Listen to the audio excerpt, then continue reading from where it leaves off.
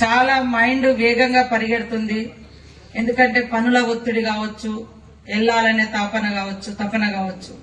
కానీ మన మైండ్ స్పీడ్ను మన చేతిలో ఉన్న బండిని కూడా అదే స్పీడ్గా చేస్తే మన జీవితాలే ఒక్కొక్కసారి కనుమరుగయ్యే పరిస్థితి ఉంటుంది.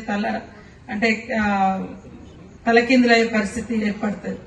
కాబట్టి ఒక సూత్రం కూడా ఉంటుంది ఒక జీవితంలో క్రమశిక్షణకు సంబంధించి. కళ్ళు పోయిన ప్రతి దగ్గరికి మనసు పోకూడదు, మనసు పోయిన దగ్గరికి మనసు పోకూడదు అని.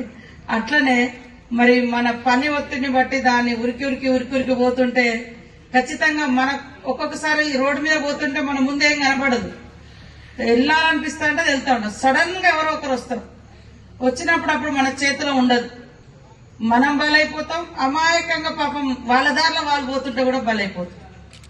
ఈ నాకు ఒక ఉదాహరణ, గతంలో చాలా యాక్సిడెంట్లు జరిగినాయి నాకు కూడా.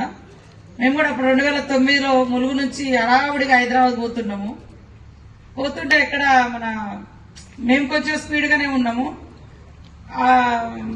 అది ఇక్కడ మన యాదగిరిగుట్ట దగ్గర, ఆలేరు దగ్గర సైడ్ నుంచి ఇట్లా మేము అట్లా పోతున్నాము. ఆయన సైడ్ నుంచి పక్కన వచ్చి బైక్ అడ్డం వచ్చింది. బైక్ తిప్పేయడం కోసం బండి ఇట్లా తిప్పితే అటు పోతే లారీ ఉంది, ఇటు తిప్పిండు డ్రైవర్. హైదరాబాద్ పోయే బండి హన్మకొండకు తిరిగింది డ్రైవింగ్, హైదరాబాద్ వైపు డ్రైవింగ్, హన్మకొండకు తిరిగి టైర్లు మొత్తం ఇట్లా పడ్డాయి. అంటే అదృష్టం మాకెవ్వరికి ఏం కావాలి, గన్మెన్లకు కానీ నాకు కానీ మా డ్రైవర్ కానీ అదృష్టం కొద్దీ బయటపడ్డాం. సో అది లక్ అనుకోవాలి. కానీ ఒక్కొక్కసారి చిన్నగా యాక్సిడెంట్ అయినా కూడా చనిపోతా ఉంటారు.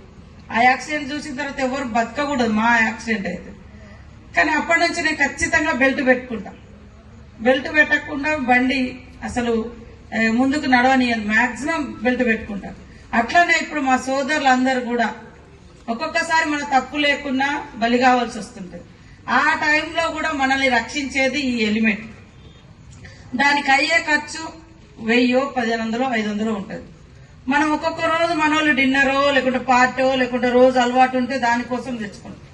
ఆ ఎంజాయ్, ఆ ఇంట్లో మీ సుఖం ఉండాలన్నా, మీ కుటుంబ సభ్యులు సంతోషంగా ఉండాలన్నా మీరు సంతోషంగా ఉండాలి.